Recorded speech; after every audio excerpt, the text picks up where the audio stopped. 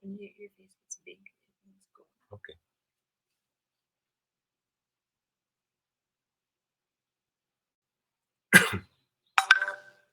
Hello and welcome sa Chel tayo. Today is April 14, 2020. Sa mga nakakalimot na kung anong araw na po ngayon, today is a Tuesday. Siyempre bagong lahat, kailangan magpapasalamat ulit tayo sa lahat ng mga frontliners.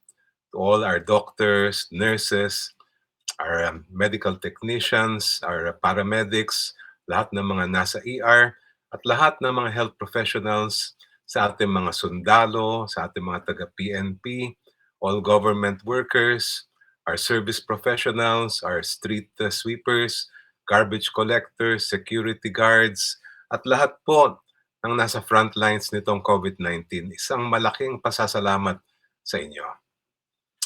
Siguro nakailan araw na tayo sa ECQ ay medyo ano na tayo 'no, baka may nabuburyong sa atin, may nade-depress, may nalulungkot, baka may lonely.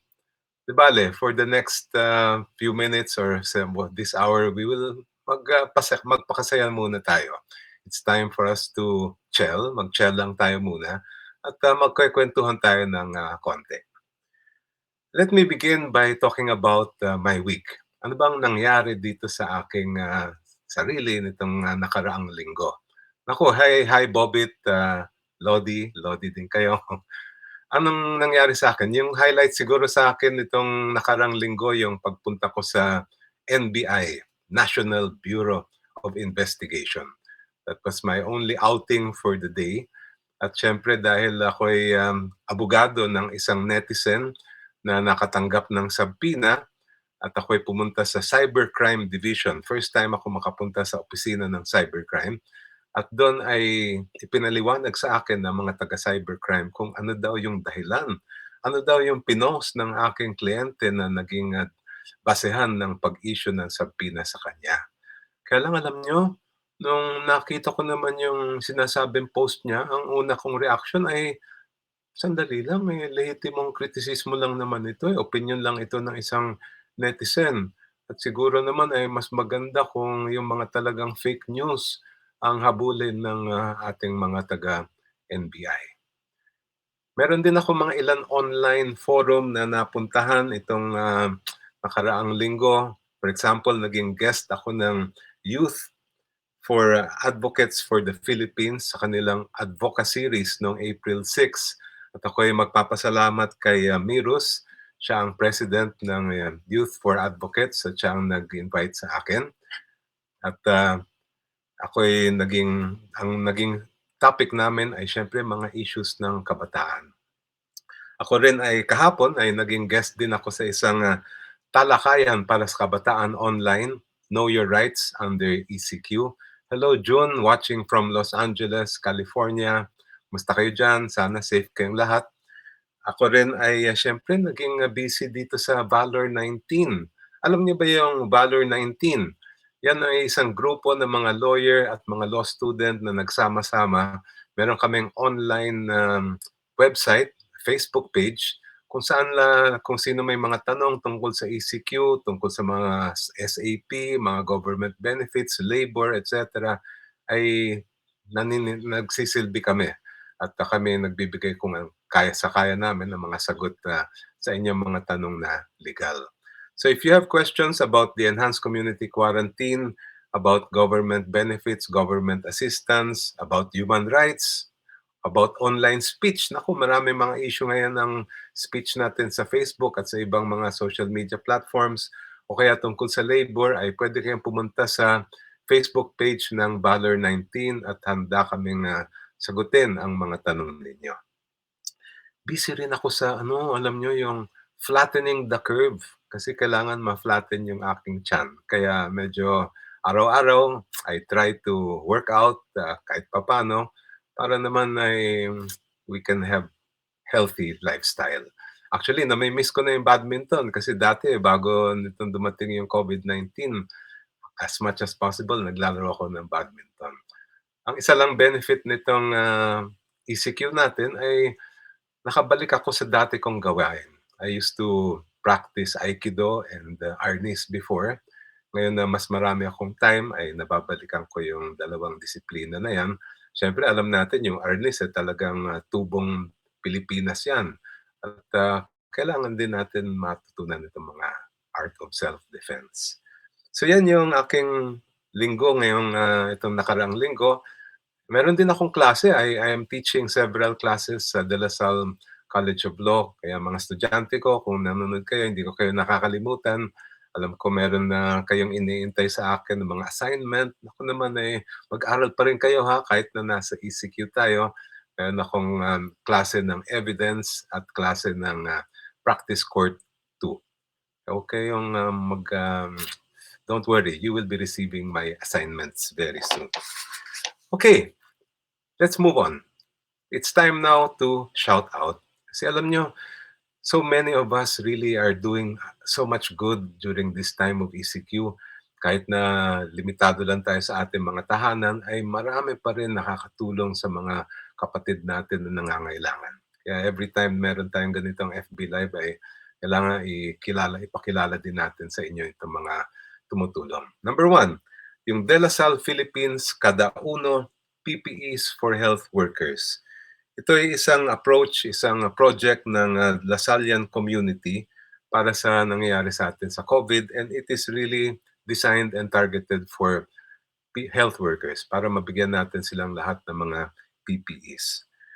Ito ay spearheaded ng Lasallian community, lahat ng Lasal schools all over the country. So if you want to help, please look up De La Salle Philippines on the Facebook page, o kaya pwede nyo rin i-contact si Kian Palatino, cellphone number 0908-817-8734. Ulitin ko ha, Kian, Keane, Palatino, cellphone number 0908-817-8734. Shout out sa De La Salle Philippines Kada Uno PPEs for Health Workers. Pangalawa, safe shelters. Naku, napakagandang proyekto to. Ito ay para sa ating mga kapatid na homeless. This was an initiative also by the Lasallian community, kasama ang Philippine Jesuits, kasama ang Archdiocese of Manila, Society of the Divine Word. Meron din silang Facebook page. Hanapin nyo lang De La Salle Philippines, o kaya pwede nyo rin i-contact. Ayan, nakikita nyo siguro yan. At si Father, pwedeng i-contact si Father Flavi Villanueva, cellphone 0918-880-0203. Ulitin ko, Father Flavi Villanueva, 0918-880-0203. At meron pa isang shoutout. Ito naman ay Give Philippines. Ito sila ay namimigay ng mga food packs sa mga pamilyang at risk, yung mga nahihirapan ng mga communities sa Cavite at Muntinlupa. This is a project of Give.ph, non-profit organization focused on helping our children and in assisting communities. Hanapin nyo rin sila, ang Give.ph sa Facebook at sa Twitter. At sana naman tulungan din natin. Okay. Ngayon naman ay, napakarami mga tanong ang natanggap namin sa inyo. Siyempre, hindi ko kaya naman sagutin lahat, but I have chosen around 8 or 9 questions and I will try my very best to answer them. Hello, Alice. Thank you. Sabi ni Alice sa akin at salamat din sa inyo, sa inyong suporta. God bless sa inyo, Alice. Okay, first question. Ito ay galing sa isang taga San Mateo. At napakagandang tanong ito. Sir, how can you describe a person who is obsessed with power? Nakabasa niyo ba yung The Hobbit o nakita niyo yung scene ng The Hobbit? Yung kasama sa Lord of the Rings yan, nauna siyang movie. Naku, nakita niyo siguro doon yung Dwarf King. Kung naalala niyo yun, si Thorin. Yun ang isang taong obsessed with power. Nung napatay na ng mga taga-isang community yung dragon, si Smaug, ay nakuha ni Thorin yung lahat ng kayamanan doon sa kanyang castle doon sa may bundok. At ngayon ay talagang super obsessed naman siya sa power. So how would I describe someone obsessed with power? Unang-una, all he cares about is being number one. Ang sarili lang niya yung iniisip niya. Ang kanyang status at pwesto bilang pinaka-leader ay talagang yun lang ang iniisip parati niya yung kanyang pamamaraan ng pag-command ay puro pananakot lang at karahasan at yung kanyang pinakalayunin ay talagang to rule over others. This kind of a leader dictates, he does not listen, at saka napaka-rigid yung pag-iisip nila. Pero hindi yan ang ganun ang kailangan natin ngayon. What we need today are servant leaders. Leaders who empower others, who want to help others by their leadership, who put the needs of our nation first, especially our marginalized brothers and sisters, who uplift others, especially the poor, at yung nakikinig, yung gumagamit ng yung paraan na ginagamit nila na leadership ay trust and respect, hindi yung command and dictate. And ang kanilang layunin is to help, to inspire, and to empower. So sana ganun ang ating mga leader. Next, may tanong naman si Claude from Catanduanes. Ang tanong ay ganito: nais ko lamang pong magtanong kung pwede pong mapawalang bisa ang pag-aresto sa amin ng mga pulis sapagkat sila ay hindi po kami pinagsabihan ng Miranda rights. O, unang-una, klaro natin, ano ba yung ibig sabihin ng Miranda rights o Miranda warnings? Yan yung nakikita nyo sa TV pag napapanood kayo ng mga police shows na pag may nahuli ay you have the right to remain silent. Anything you say can and will be used against you in a court of law. You have the right to a lawyer. If you cannot afford a lawyer, you will be given a lawyer by the government. Yan yung sinasabi natin na Miranda warnings. Required po yan ng ating saligang batas, ng ating Korte Suprema. Pag meron nahuhuli ay dapat bibigyan siya ng Miranda warnings. Ngayon ang tanong, pagka hindi kayo nabigyan ng Miranda warning at kayo ay hinuli ng pulis, pwede bang mapawalang bisa yung inyong pagka-aresto? I'm sad to report to you that hindi po magiging dahilan yon para mapawalang bisa yung inyong pagka-aresto. Pero kung meron kayong sinabi, halimbawa, kinausap kayo, na-interrogate kayo, meron kayong mga pag-aamin dun sa pag-question ng mga pulis, pero hindi kayo nabigyan ng Miranda warning, hindi nila pwedeng gamitin yung mga statement natin. So ang requirement ng Miranda warning, ang connect niyan ay doon sa pagbibigay natin ng mga statement. Pag walang Miranda warning, hindi pwedeng gamitin yung mga sinabi natin sa pulis laban sa atin. Next question. Ito naman ay nanggagaling kay Carl ng Mandaluyong. Atty. Chel, good day po. Tanong ko lang po, ano pong pwedeng gawin kapag dinala ka sa presinto na walang warrant dahil sa mga pinopost mo na kritisismo sa gobyerno? Ako, napakagandang tanong yan. Unang-una, hindi naman krimen yung pag-criticize natin sa pamahalaan basta't wala naman tayong nakomit na libel o cyber libel o walang iba tayong nagawang opensa ayon sa batas. So yung mismong pagsasalita natin, pag-express natin ng opinion tungkol sa mga pampublikong bagay, eh wala naman pong crime yun. Yan ay bahagi ng ating freedom of speech. Eh ano ngayon ang mangyayari kung kayo ay hinuli na walang warrant of arrest dahil sa mga pinopost natin na legitimate criticism lang naman ng pamahalaan? Ay unang-una ay yung mga ganong klaseng pagka-aresto ay hindi sinasang-ayunan yan ng ating batas. Ang dapat gawin ng pulis kung gusto kayong sampahan ng kaso ay mag-file muna sila ng complaint sa DOJ o sa prosecutor's office. Pag sinabi ng prosecutor's office na sapat ang ebidensya para kayo'y kasuhan sa korte, dapat mag-file naman sila ng charge or information doon sa court. At ang korte ang magdedesisyon kung kayo ay bibigyan ng warrant of arrest. Saka lang kayo pwedeng hulihin on the basis of a warrant of arrest. E paano ngayon yung kung nailagay kayo dun sa sitwasyon na wala naman warrant of arrest, tapos nahuli kayo dahil meron nga kayong na-post sa Facebook, ay kinakailangan ihaharap kayo sa inquest prosecutor, sa isang taga Department of Justice o City Prosecutor's Office. At ang una niyang dapat gagawin ay alamin niya kung legal ang pagkahuli sa inyo. Kung hindi naman legal ang pagkahuli sa inyo ay dapat ipalaya na kayo agad. There should immediately be a recommendation for release that should be submitted to the city prosecutor or provincial prosecutor para mapalaya kayo agad. Sana nasasagot ko ng maigi yung mga tanong ninyo, ha? Next. Ito naman ay galing kay, tawagin na lang natin sa pangalang Anonymous from Taguig City. My question is regarding subpoena.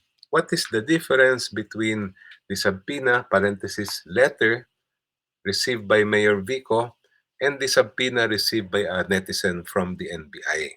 Kasi meron ba yata siyang nakadebate tungkol dito sa bagay na ito. Okay. Iklaro ko lang, yung natanggap ng kliyente ko, yung netizen, ay talagang subpoena yon. Ang nakalagay doon sa papel na pinadala sa kanya ay subpoena at ito ay command, utos ng NBI na dapat haharap siya.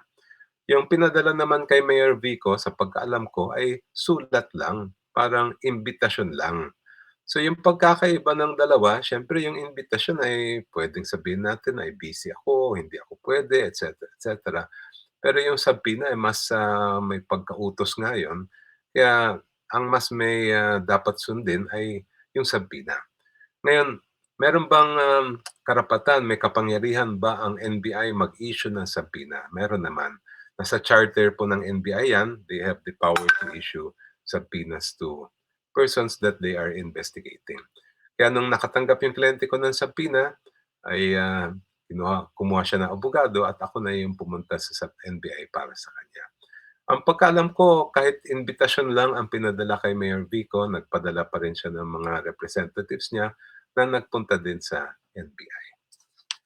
Next, ang question ay nanggaling naman kay Lottie sa Kalinga Province. Hello sa inyong lahat na mga taga-Kalinga. Sana maayos po kayo dyan. Ito ang question. Kapag po may entrapment operation for Tokhang ang PNP and they are already in the vicinity, then a neighbor civilian who is not aware of what's happening happened to go out with a phone in her since she is having a video call with coworkers and was suddenly accused by the police of taking pictures of their operation. And then the civilian explained that she is not taking pictures, but a police officer demanded to check her phone and even entered the gate of her property. At medyo may mga pagmumura pa yatang kasama. Is she eligible to file a case for harassment against that police officer? Unang-una, hindi ko naman masasagot mismo yung, tanong ninyo na sa pagsasampa ng kaso, pero pwede ko ipaliwanag kung ano yung batas. Unang-una, siyempre hindi puwedeng pumasok ang pulis sa ating mga kabahayan na walang search warrant. O kung kaya walang nangyayaring krimen habang nando'n sila sa labas. Wala naman kayong ginagawang masama kaya dapat hindi pumasok ang pulis sa ating, bahay, private property. Second, pwede naman yung i-record yung mga nangyayari sa isang pampubliko na lugar. Hindi naman pinagbabawal yan. Meron tayong batas, Republic Act 4200, Anti-Wiretapping Law, na ang nakalagay naman dyan, bawal mag-record, mag-audio o video recording ng isang pribadong communication, private conversation or private communication. Kung private communication yan, dapat papayag ang lahat ng kasama doon sa pag-uusap na yun. Pero kung nasa public street yon o public area, wala naman problema na mag-record ng insidenteng nangyayari doon. Siyempre, kung gawin natin yan at makita ng pulis, halimbawa may police operation, maaring magagalit ang pulis sa atin. Kaya medyo mag-ingat-ingat din tayo pagdating sa ganyan. But they have no right to enter your property or even to inspect your cell phone because that is your property also. Kung ang tanong ay kung meron tayong reklamo halimbawa sa ating sa mga nangyayaring mga ganito ay pwede naman tayong magdala ng reklamo sa NAPOLCOM, sa Internal Affairs Service ng PNP o di kaya ay sa ombudsman. Okay. Meron din tayong tanong galing kay Vince EJ ng Bacolod. Hello sa lahat ng mga taga Bacolod. Bago nangyari itong COVID-19 ay ako'y nakadalaw sa inyong magandang syudad at sana makabalik din ako. Hello po, Atty. Chel. Currently, I'm a student leader po sa aming university and we are using social media as a platform to raise awareness, especially sa global crisis that we are facing right now. In line with this, Pwede lang po ba makahingi ng 30-second video message against COVID-19? If okay lang po. It will be posted sa aming official page. Hello Vince, hello sa lahat ng kaeskwela mo at mga kaklase ninyo. Ako'y talagang basta't hiningan ako ng video message, okay na okay ako dyan. Lalong-lalo na ngayon sa panahon ng COVID-19, panahon ng quarantine, huwag niyong kakalimutan yung pag-aaral natin ha. Kahit nasa bahay tayo, may panahon tayo mag-aral. At syempre, huwag din kakalimutan yung ating mental health, yung pag may nadidepressed na mga kaibigan natin, kahit paano, let's reach out to them. Let's also bond closer with our family. And I wish all of you the best, not only now, but in the future. Okay, ito naman ay galing kay Hans from Quezon Province. Ano po ang payo ninyo sa mga aspiring lawyers na tulad ko? Oh, very nice question. Siyempre, pagka ikaw ay nag-aral sa law school, napakaraming mga reading assignment ang ibibigay ng mga professor. Puro mga kaso, kung ano-ano at mga batas ang ipababasa sa inyo. So you have to read a lot. You have to get used to reading a lot. Even long books, yung medyo malalalim na mga libro, ay kailangan masanay tayo dyan. Dahil walang choice yan. Pag ikaw ay mag-aaral ng law, kinakailangan talaga yan. At kahit maging lawyer ka na, eh, you have to be a good reader because syempre nakasulat ang lahat ng batas, ng mga desisyon ng Korte Suprema. Minsan napakahaba niyan. Kailangan hindi lang natin mabasa kundi maintindihan at magamit sa ating mga kaso. Hello kay Ronil, watching from Cebu City. Hello sa lahat ng mga taga Cebu. Second, ay being a lawyer means that you must argue. Pero yung pag-argue ng abogado, ibang klase yun. Hindi natin pinapersonal yung kalaban. Ang mga argument natin ay talagang nakasentro sa mga issue doon sa kaso. So I would suggest that you learn the basic principles of effective communication and argumentation. Marami naman magagandang materials dyan, both old and new, tungkol sa communication at lalong-lalo na sa argumentation. At as a lawyer, hindi lang naman libro yung dapat alam natin. We must also be very good in human behavior. I would suggest that you learn and you observe human behavior. Kahit naka-quarantine tayo, we can observe how the dynamics of family relationships, the dynamics of friendships, because these things matter when you are already a lawyer. Ang abogado ay dalawa lang naman ang kanyang sandata. Unang-una siyempre yung pagsasalita. Pangalawa yung pagsusulat. So you must also hone your writing skills. As much as possible, kailangan ay magaling tayong magsulat kasi pagdating sa law school, puro exam yan, written. Bar exam, written din. At pagdating sa practice ng law, ay marami rin tayong sinusulat kaya dapat effective writers tayo. And last but the most important, sa akin ito yung pinakamalaking bagay sa pagiging abogado, ay yung puso natin. Kailangan meron tayong integridad, kailangan yung ating values, yung ating ideals ay buong-buo pa rin. At kahit ano pang mangyari ay maninindigan tayo dun sa ating mga paniwala. So these are the advice I can give to all aspiring lawyers. Next, tanong naman ni Tricia May, taga Pangasinan. Ano po ang ibig sabihin ng outstanding warrant? Naku hindi ito award. Minsan yung mga outstanding student yung alam natin. And ang outstanding warrant, ang ibig sabihin yan ay warrant of arrest na hindi pa na-implement. Warrant of arrest na hindi pa nagamit ng pulis para manghuli ng kung sino man yung nakalagay na pangalan doon sa warrant. Anong ibig sabihin ng isang judge ay mag-issue ng warrant of arrest ay effective na yun at hanggat i-recall ng judge yun ay pwedeng gamitin ng law enforcement yan para hulihin yung nakapangalan doon. Yun ang pagkakaiba ng warrant of arrest sa search warrant. Ang search warrant, pag in-issue ng judge yan, 10 araw lang ang buhay niyan. Pero ang arrest warrant ay forever yan hanggat hindi i-recall yan ng judge o kaya hindi i-lift o i-rescind ng judge na nag-issue ng warrant. Ayan napakarami na natin mga tanong pero hindi pa tayo tapos. Meron pang mga ilang questions bago tayo magtuloy. Ito naman ay galing kay Edna from Parañaque City. Hello, Jason, watching from Bakakay, Albay. I was in your area just recently bago nangyari itong ating quarantine at meron akong na-attenda na forum dyan tungkol sa mga law students. Nakausap ko rin ang mga LGU officials ninyo. Nako, napaganda naman ang pagtakbo ng inyong lalawigan at inyong area. Okay, question ni Edna. Palagay ko marami din sa inyo ay may ganitong tanong. If a person uses a dummy account to defame me in public, halimbawa sa Facebook, can I file a cybercrime law po? Okay, ang pwedeng sampahan ay yung tinatawag natin na cyber libel. At mamaya ipapaliwanag ko itong ibig sabihin ng libel at cyber libel. Pero itong problema, pag ang isang tao ay gumamit ng dummy account, paano natin malalaman kung sino talaga yung nasa likod ng dummy account na yan? Kailangan na kung magsasampa tayo ng kaso ay alam natin yung identity ng real author.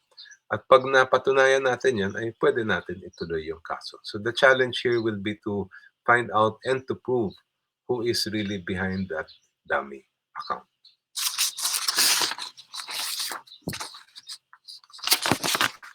Ayun, question number... Ayun natapos na natin ang mga tanong na natanggap namin sa FB. Baka naman may mga nagtatanong while you're watching. Ito si Amy. Hello Amy, watching from QC Novaliches. God bless din sa inyo. Sana safe kayo dyan at sana maayos naman ang inyong buhay sa ilalim ng Enhanced Community Quarantine. Alright. Ngayon ay ako naman ay magbibigay ng konting lecture. Hi Christine, watching from Quezon City. Isang volunteer ko noong 2019. Ako, I will keep up the positivity as you have recommended. Now, tell the truth. It is time now for me to tell the truth. At ang topic natin ngayong umaga ay a netizen's guide to online speech. Dahil napakaraming mga nagtatanong ngayon, ano ba ang pwede kong i-post sa Facebook? Pagka mayroon akong nilagay na ganito sa Twitter, pwede ba akong sampahan ng kaso? So now I want to spend maybe around 10 or 15 minutes talking about what the do's and don'ts for online speech. Yan. Simulan natin dun sa ating karapatan, yung ating tinatawag na freedom of speech, freedom of expression, at freedom of the press. Ito ay isang karapatan na nasa loob ng ating saligang batas sa ating Bill of Rights, and it is one of the most important rights that we have as members of the Filipino community. So ano bang ibig sabihin ng freedom of speech at freedom of expression? Ay, alam nyo, freedom of speech is a basic principle of a democracy. Kaya nga meron tayong demokrasya dahil meron tayong kalayaan magsalita. And it is the right that yan ang ugat ng iba natin mga karapatan. Dahil kung wala tayong karapatan na magsalita at alamin kung anong ginagawa ng ating pamahalaan, magbigay ng opinion tungkol sa ginagawa ng ating pamahalaan, ay we don't have any kind of democracy. And that right, it belongs not only to those who agree with the majority. Kasi yung iba, sinasabi nila, may kalayaan ka lang magsalita kung ikaw ay sumasang-ayon sa sinasabi ng marami. Hindi ganun yun. Yung ating freedom of speech ay lalong-lalo na kailangan ng mga nasa minority. People who beg to disagree, who beg to differ from the majority. So for example, kahit ang karamihan ay talagang, let's say, sumusuporta sa isang polisiya ng ating pamahalaan, pero ikaw naman ay may ibang paniwala, ibang opinion, ay may karapatan tayo na magsalita at sabihin kung ano yung ating sariling paniwala at pananaw doon sa isang issue ng polisiya, halimbawa ng ating pamahalaan. Why is this important? Because sabi nga ng Korte Suprema natin, the maintenance of good government demands a full discussion of public affairs. Sabi pa rin ng ating Korte Suprema, it is only when public discussion is uninhibited, wide open, and robust that we can really say that we are in a democracy. Dahil alam niyo yung isang talagang basic feature ng ating demokrasya ay dapat nakikinig tayo sa isa't isa. Kaya nga meron tayong kalayaang magsalita. We have what they call the free marketplace of ideas, the free exchange of opinions, so that we can come up with what is best for the public good and the public welfare. Ngayon, that is why for more than 100 years, yung ating mga korte, ang ating Supreme Court ay talagang inaalagaan nila yung ating karapatang magsalita ng malaya o freedom of speech.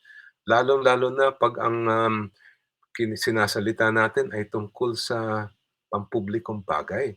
So if I have a legitimate criticism about a government policy, about the use of public funds, about the performance of a public official, ay pwede kong sabihin yon. Walang masama, walang illegal sa pagsasalita ng ganon.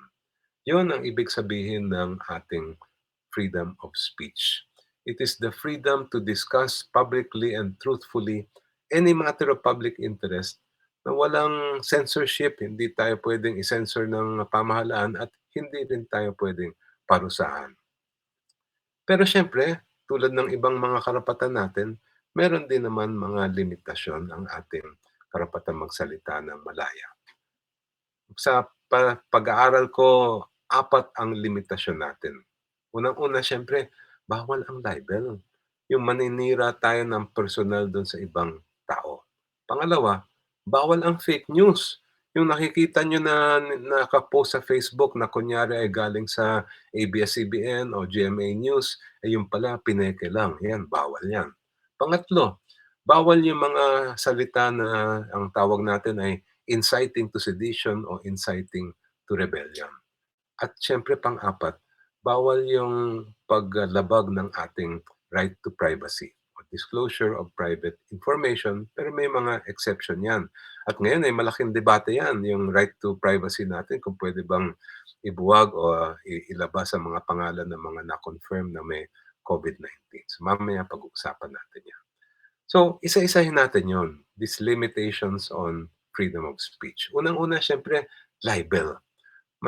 Palagay ko narinig niyo ng lahat yung ibig sabihin yung salitang libel, pero ano ba talaga yung ibig sabihin ng libel? Sa batas natin, ang ibig sabihin ng libel, i-Englishin ko na lang it is a public and malicious imputation of a crime, a vice or defect, or any act or omission or condition that tends to blacken a reputation, whether of a person who is living or even the one who has already died. So yun ang ibig sabihin ng libel. Ano yung mga elements ng libel? Unang-una, syempre, yun nga, yung tinatawag natin na defamatory imputation. Meron tayong sinisiraan, tinatawag natin siyang kriminal o isang estapador, etc. Pangalawa ay dapat public yung pagsalita natin na yan. So pag pinost natin sa Facebook yan, ay kahit sabihin mong mga kaibigan lang makakita, public pa rin yun. Pag pinagkalat natin yan sa mga text message o nilagay natin sa dyaryo, ay public yon. So satisfied yung element na yan. Pangatlo ay yung person who is defamed dapat identifiable. So kung sinabi natin yung pangalan, si ganito, si Juan de la Cruz, ano yan, estapador yan, magnanakaw yan, etc. ay alam natin kung sino yung itinuturing natin. Pero yung question, paano naman yung mga blind item? Yung nakikita natin sa mga entertainment section ng mga magazine o ng mga dyaryo. Yun ang nagiging challenge diyan. Kailangan mapatunayan na yung magsasampa ng kasong libel, kailangan niyang mapatunayan na siya yung itinutukoy doon sa blind item. At siyempre maraming mga artista diyan na hindi nila aminin yan, kaya maraming hindi nasasampahan o natutuluyan ng kaso dahil sa blind items. Next, and most important, for someone to be liable for libel, dapat may malice. Ano ba ibig sabihin ng malice? May ill will, talagang bad faith o bad motives sa paglalabas ng kung ano man balita o ano man natin sinabi na makakasama sa reputasyon ng iba. So yan yung mga kailangan para ikaw ay maging liable ng libel. Anong rule pagdating sa malis? Generally ay hindi na kailangan patunayan 'yan 'pag may kasong libel. Puwera na lang, number one, kung ang, biktima ng libel ay isang public official o public figure, kailangan patunayan niya na yung nagsabi ng libel o nagsulat ng libel ay may actual malice. Anong actual malice? Ibig sabihin nun ay alam niya na hindi naman totoo yung sinabi niya pero inilabas pa rin niya. O kaya he said it with reckless disregard of whether it is true or not. Ano naman ang cyber libel? Ang cyber libel ay libel pero ang ginamit ay computer.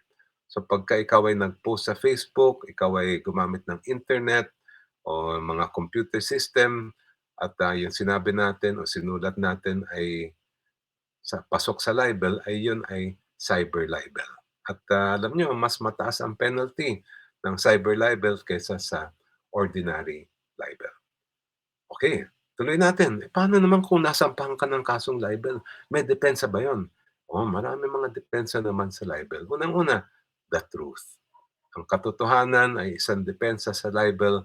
If you can prove na yung sinabi nyo ay totoo, halimbawa, meron kayong tinawag na kriminal at napatunayan nyo talaga na kriminal naman siya at wala naman kayong masamang motive, if you can show that you acted with good motive and justifiable ends, yan ay depensa sa libel. Pangalawa, yung nabanggit ko kanina, yung legitimate criticism on a matter of public concern, yan ay depensa rin sa libel at kung napatunayan natin yan ay hindi tayo pwede maging liable para sa libel. Pangatlo, yung tinatawag na mga privileged communication. So kung ang isang senador o kongresista ay nagsalita ng isang privileged speech sa kongreso, yan ay absolutely privileged. Kung may isang reporter naman, siya ay nag-cover ng ganun mga session at ni-report lang naman niya yung sinabi ng isang senador o kongresista, ayan ay qualified privilege ng reporter yan. So una, balikan ko yung freedom of speech natin may limitasyon yan. Ang unang limitasyon ay dapat hindi tayo magsasagawa ng libel. Pangalawa, ano naman yung fake news? At meron bang batas na pinagbabawal ang fake news? Meron. There are two existing laws that prohibit fake news. Unang-una yung Article 154 ng ating Revised Penal Code. At ang nakalagay doon ay hindi ka pwede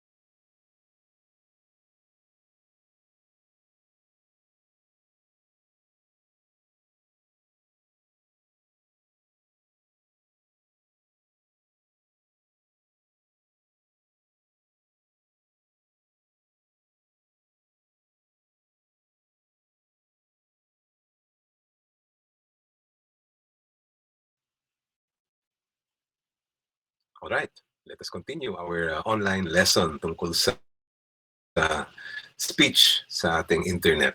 Yung nabanggit ko kanina, yung fake news. Ano ba yon at pinagbabawal ba yan? Meron dalawang batas na nagsasabing bawal ang fake news. Una, Article 154 ng Revised Penal Code. Ang nakalagay doon, kung sino man ang maglabas ng balita na hindi naman totoo, na alam niyang hindi totoo, at yung balitang iyon ay will endanger public order or damage interest of the state, yan ay isang krimen. So, ingat-ingat tayo. Yung mga nakikita natin, yung mga manipulated na image na kunyari daw ay galing sa ABS-CBN, galing sa Inquirer, galing sa GMA News na hindi totoo. Yung talagang manipulated na image yan ay fake news yan at yan ay papasok dito sa Article 154 ng Revised Penal Code. Ngayon naman, may isa pang opensa. Ito naman ay nanggagaling sa ating RA 11469, yung Bayanihan Act. Ang nakalagay naman dito, kung sino man ang magkakalat ng fake news tungkol sa COVID-19, tungkol sa ating public health emergency, ay yun ay bawal din. Ano yung elements nito? Kung ikaw ay magkalat ng ganyang klaseng fake news sa mga social media platform at ito ay magre-resulta or it is geared to promote chaos, panic, anarchy, fear, or confusion, naku, that is a crime. So meron akong nakita halimbawa sa internet na peke pala na sinasabi doon sa post na may isang buong pamilya sa isang syudad ay na-infect ng COVID-19. Halos mga 5-6 na membro ng pamilya daw. Yung pala ay fake. Ay, hindi pwede yon dahil that could be a violation of Section 6 of the Bayanihan Act. Okay, na-cover natin yung libel, na-cover natin yung fake news. Ano pa yung mga limitasyon sa ating kalayaan na sa ating karapatan na magsalita ng malaya? Pangatlo, yung tinatawag natin ng mga inciting opensa. Inciting to sedition at inciting to rebellion. Wag na wag tayo magsasalita ng ganito, yung hinihikayat natin ng iba na mag-armas, na kalabanin at iba papabagsakin ng ating pamahalaan. Dahil yan ay inciting to rebellion yon at kayo ay tiyak na habulin ng ating pamahalaan. Ano naman ang inciting to sedition? Ito ay paggagamit ng salita, mga speech, mga writing, mga pagsusulat, where you are inciting others to rise publicly and tumultuously to prevent government from exercising its functions. So halos magkahawig itong inciting to sedition at inciting to rebellion. Pag-iingatan nyo yan kasi syempre medyo mabigat na opensa itong mga inciting na kaso. Next, at ito na yung panghuli. Yung panghuling limitasyon sa ating freedom of speech ay yung right to privacy. Alam naman natin na lahat naman tayo ay meron na tayong right to privacy at ito ay napaloob na sa isang batas, yung Data Privacy Act. Maliban pa sa may mga iba pang batas, pero yun ang pinaka-main na law that protects our right to privacy. Ang nakalagay sa Data Privacy Act, yung mga ating personal information, lalong-lalo na ang sensitive personal information ay hindi pwedeng basta-basta ilabas yan o ibuwag yan. Kailangan protected yan. Ngayon, ang isang malaking issue ngayon, yung lumabas na announcement ng IATF, yung Interagency Task Force, na sila ay meron ngayong bagong polisiya, mandatory disclosure of personal information relating to positive COVID-19 cases. At ang dahilan naman nila ay para maayos natin yung contact tracing ng ating pamahalaan para malaman din ng iba na baka sila rin ay mahawa nitong COVID-19. Ang issue kasi dyan ay syempre kung meron bang right to privacy ang mga pasyente na na-confirm na may COVID-19. Iba pa yung mismo nanggaling sa pasyente na kayo mismo mag-a-announce na ako'y nahawa, okay lang yun. Pwede naman i-waive yung right to privacy. Ang tanong ngayon ay, ito bang bagong polisiya ng IATF, ito ba ay sinasang-ayunan ng ating saligang batas? At syempre, hindi pa natin alam yan. Kung merong magka-question man, ay ang Korte Suprema ang magdedesisyon yan. So yun yung ating kaunting lecture tungkol sa online speech. Kung meron kayong mga katanungan tungkol dito, ay please padala nyo lang sa amin at as much as possible, sisikapin ko na sagutin yung inyong mga tanong. Kung hindi kayo sigurado, meron kayong gustong i-post, meron kayong gustong ilagay sa mga tweets, sa Facebook, etc., ay magkonsulta kayo ng abogado. Nandyan yung VALOR 19. Nandyan yung iba't ibang mga grupo, Atty. Human Rights Center. Maraming ibang mga lawyers groups na pwede nyo puntahan sa website o sa mga Facebook at magpadala ng tanong. At I'm sure they will try their best to answer your questions. Okay pa ba tayo? Ako, sana naman ay nakakatulong itong konting Facebook Live natin. At syempre, chill muna tayo ngayon. It's time to be relaxed. And the best way to be relaxed for me, ako talagang lumaki ako sa libro, is by reading books. Yan ang isang talagang nagustuhan ko dito sa ECQ. Lahat ng mga dati kung di pa nabasa o mga nabasa ng matagal na libro ay binabalikan ko ngayon. And I want to share with you 3 books, actually 4 books that I have been going over these last few days dahil masarap silang basahin at meron tayong matututunan sa kanila. Palagay ko kilala niyo itong yung author nitong unang libro. Kilala niyo ba si John Grisham? Naku, napakarami mga nasulat na libro yan. Halos lahat ng libro niya ay puro fiction na libro. Pero meron siyang isang true story. Isang true crime story na ang pangalan ay The Innocent Man. Yan to, The Innocent Man.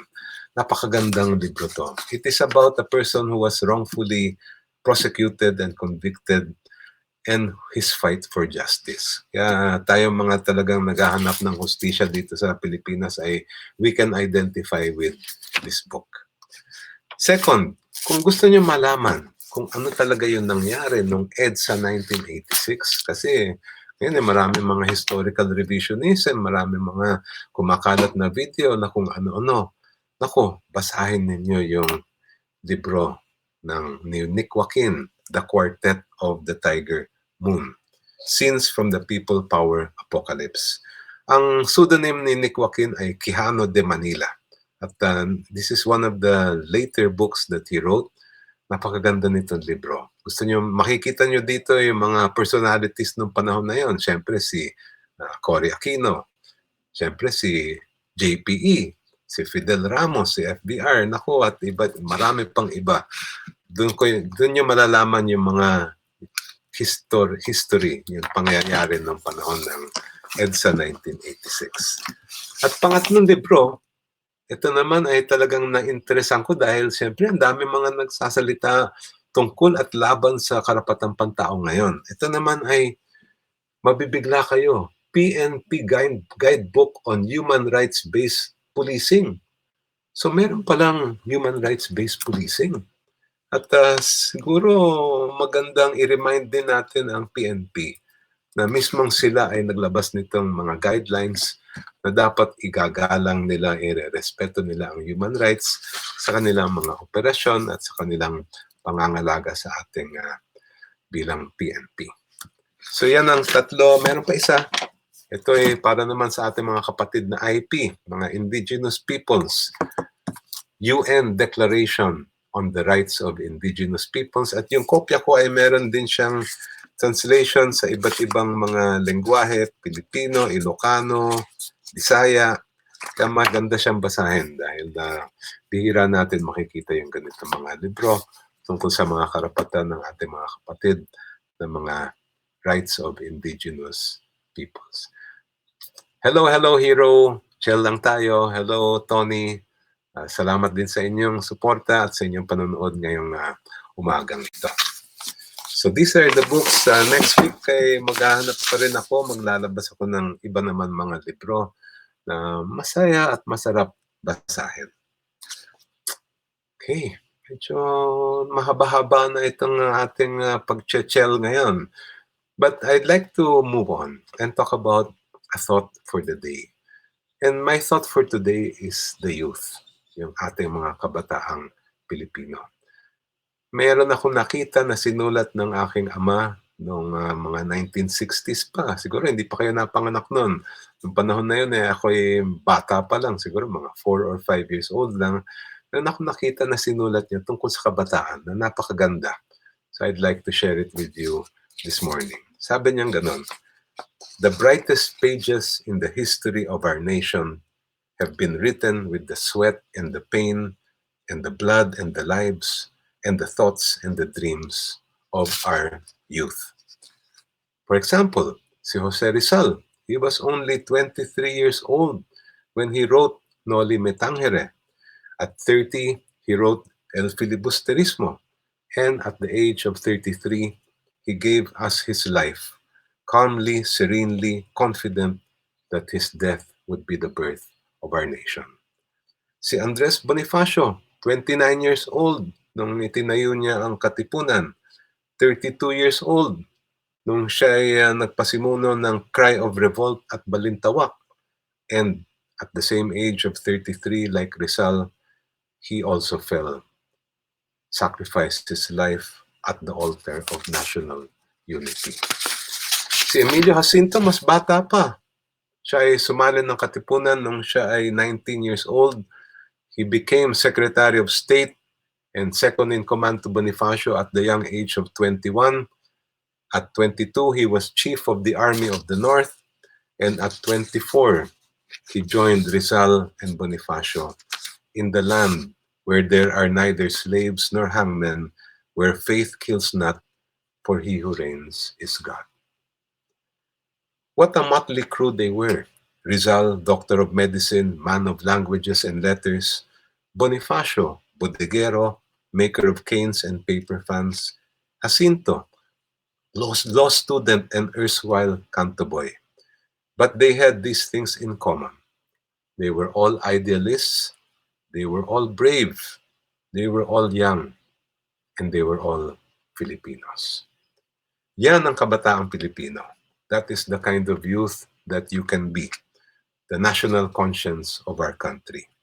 Now more than ever before, your country needs you to step up. Kalimutan na siguro natin yung mga thunders, yung mga boomers. It is your time to shine, and I am so confident that you will.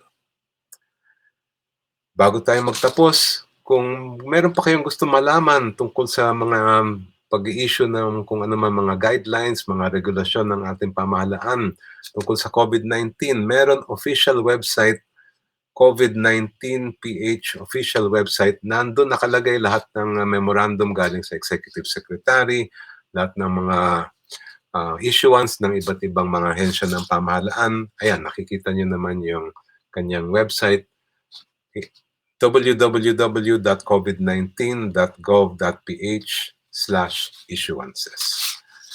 Muli, magpapasalamat tayo sa lahat ng mga frontliner natin, lahat ng mga health worker, lahat ng mga security guard, mga street sweepers, mga nasa supermarket, mga grocery, at lahat na nandun sa frontlines nitong paglaban ng COVID-19. We owe you a lot. And we thank you from the bottom of our hearts. Sana naman yung mga medyo nalungkot kanina at lonely ay nasayahan naman tayo ngayong umaga. We will return again for another episode of Chel tayo next week. In the meantime, syempre, keep safe, stay healthy, at sa lahat ng mga nanonood ay Chel lang tayong lahat. Magandang umaga. Hello.